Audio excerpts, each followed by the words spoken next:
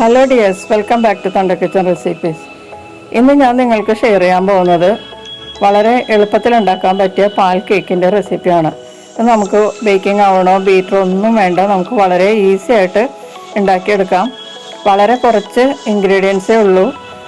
പാല് പോലെ നല്ല വെളുത്ത കേക്കാണിത്, പഞ്ഞ് പോലെയാണ് ഇരിക്കുന്നത്. പിന്നെ ഇത് വായിലിട്ടാൽ അലിഞ്ഞു പോകുന്ന ഒരു കേക്കാണ് കേട്ടോ. എല്ലാ ഭാഗവും ഒരേ കളറായിരിക്കും, ഒരേ നിറത്തിലിരിക്കുന്ന പാൽ കേക്ക് വളരെ സോഫ്റ്റും യമ്മിയുമാണ്. ക്രിസ്മസ് കാലമല്ലേ, അപ്പോൾ നമുക്ക് ഇതുപോലത്തെ കേക്ക് ഇടയ്ക്കൊക്കെ ഒന്ന് ഉണ്ടാക്കി കഴിക്കാവുന്നതാണ്. വൈകുന്നേരങ്ങളിൽ ടീ കേക്കായിട്ടും ഉപയോഗിക്കാം. ഈ വീഡിയോ ഇഷ്ടപ്പെടുകയാണെങ്കിൽ ഒന്ന് ലൈക്ക് ചെയ്യണം കേട്ടോ. പിന്നെ നിങ്ങളുടെ ഫ്രണ്ട്സിനൊക്കെ ഷെയർ ചെയ്ത് കൊടുക്കാൻ മറക്കരുത്. അപ്പോൾ നമുക്ക് വീഡിയോയിലേക്ക് പോകാം. സാധാരണ കേക്ക് ഉണ്ടാക്കുന്നതിൽ നിന്ന് വ്യത്യസ്ത രീതിയിലാണ് ഇത് ഉണ്ടാക്കിയിരിക്കുന്നത് കേട്ടോ. ആദ്യം നമ്മളൊരു മുട്ടയാണ് ബൗളിലേക്ക് പൊട്ടിച്ചിടുന്നത്. ഇതിലേക്ക് ഇനി 1/2 കപ്പ് പഞ്ചസാര പൊടിച്ചതാണ്.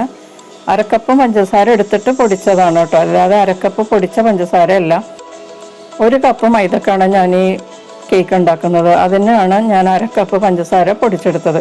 അത് മുട്ടയുമായിട്ട് ഒന്ന് ബീറ്റ് ചെയ്തെടുക്കുക. ഇനി ഇതിലേക്ക് 1 ടീസ്പൂൺ വാനില എസൻസ് ചേർത്ത് ഒന്ന് ബീറ്റ് ചെയ്യുക.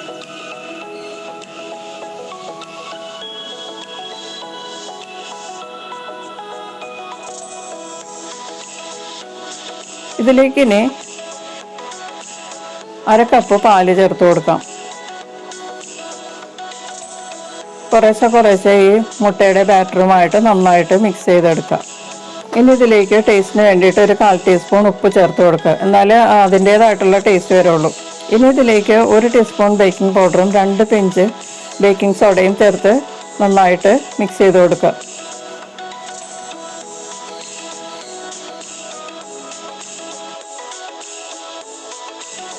ഇനി ഇതിലേക്ക് മൈദമാവ് ചേർത്ത് കൊടുക്കാം. ഞാൻ 1 കപ്പ് മൈദമാവാണ് എടുത്തിരിക്കുന്നത്. അത് കുറേശ്ശെ ഈ ബാറ്ററിലോട്ട് ചേർത്ത് നന്നായി മിക്സ് ചെയ്യുക. മിക്സ് ചെയ്യുമ്പോൾ ഒരേ സൈഡിലേക്ക് മിക്സ് ചെയ്യാൻ ശ്രമിക്കുക. കുറേശ്ശെയാണ് നമ്മൾ മൈദമാവ് ഇതിലേക്ക് മിക്സ് ചെയ്യുന്നത്. മൈദ ചേർത്ത് കഴിഞ്ഞാൽ നമ്മൾ ഒരു ഇൻഗ്രീഡിയൻ്റ് കൂടിയേ ഉള്ളൂ ഇതിലേക്ക് ചേർക്കാനായിട്ട്. അത് നമുക്ക് മൈദ മിക്സ് ചെയ്തതിന് ശേഷം ചേർക്കാം.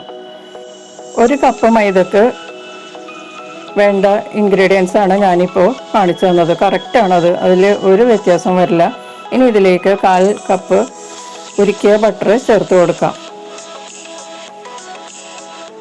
ഇതും കൂടി ചേർത്ത് കഴിഞ്ഞാൽ നമ്മളുടെ പാൽ കേക്കിൻ്റെ ബാറ്റർ റെഡിയായി. നന്നായിട്ട് മിക്സ് ചെയ്ത് കൊടുക്കണം കേട്ടോ. ഒരു 10 മിനിറ്റെങ്കിലും ഇതുപോലെ നന്നായി മിക്സ് ചെയ്താൽ വളരെ നല്ലൊരു ബാറ്റർ ആയിരിക്കും നമുക്ക് കിട്ടുന്നത്. ഇനി നമുക്ക് ബേക്ക് ചെയ്യാനുള്ള ബേക്കിംഗ് ടിന്ന് നമുക്ക് ബട്ടർ തേച്ചെടുക്കാം. അതിനുശേഷം ഇതിലേക്ക് നമ്മൾ റെഡിയാക്കി വെച്ചിരിക്കുന്ന ബാറ്റർ ഒഴിച്ചു കൊടുക്കാം. ബാറ്ററിൻ്റെ ലൂസ് നിങ്ങൾക്ക് കാണുമ്പോൾ മനസ്സിലാവും, ഇതാണ് കറക്റ്റായിട്ടുള്ള ലൂസ്. കേക്ക് ടിന്നിലോട്ട് ബാറ്റർ ഒഴിച്ചതിന് ശേഷം 1-2 പ്രാവശ്യം ഒന്ന് ടാപ്പ് ചെയ്തിട്ട് നമുക്ക് ബേക്ക് ചെയ്യാൻ വെക്കാം. ഞാനിവിടെ ഒരു പാനിൽ വെള്ളം വെച്ച് തിളച്ച് നന്നായിട്ട് ആവി വന്നുകൊണ്ടിരിക്കുകയാണ്. ഞാൻ ആവിയിലാണ് ഈ കേക്ക് വേവിച്ചെടുക്കാൻ പോകുന്നത്.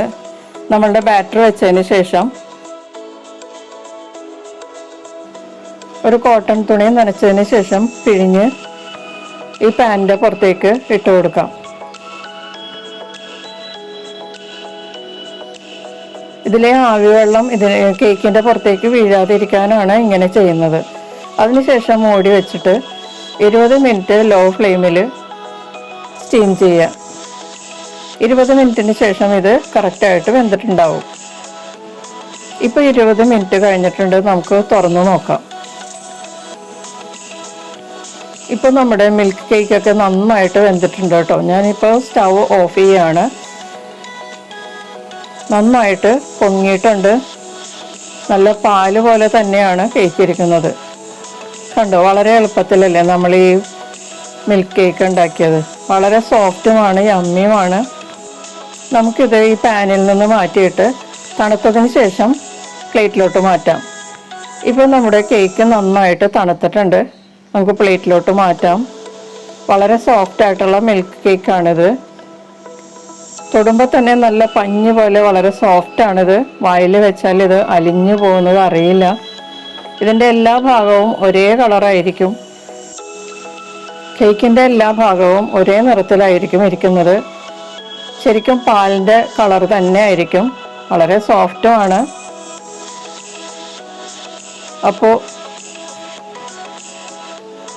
വളരെ എളുപ്പത്തിൽ ഉണ്ടാക്കാൻ പറ്റിയ ഈ കേക്ക് എല്ലാവരും ഒന്ന് ട്രൈ ചെയ്ത് നോക്കണം കേട്ടോ. വീഡിയോ ഇഷ്ടപ്പെട്ടാൽ ലൈക്ക് ചെയ്യാൻ മറക്കരുത്. നിങ്ങളുടെ ഫ്രണ്ട്സിനുമൊക്കെ ഇത് ഷെയർ ചെയ്ത് കൊടുക്കുക. ഈ ചാനൽ സബ്സ്ക്രൈബ് ചെയ്യാത്തവർ ഒന്ന് സബ്സ്ക്രൈബും ചെയ്യുക.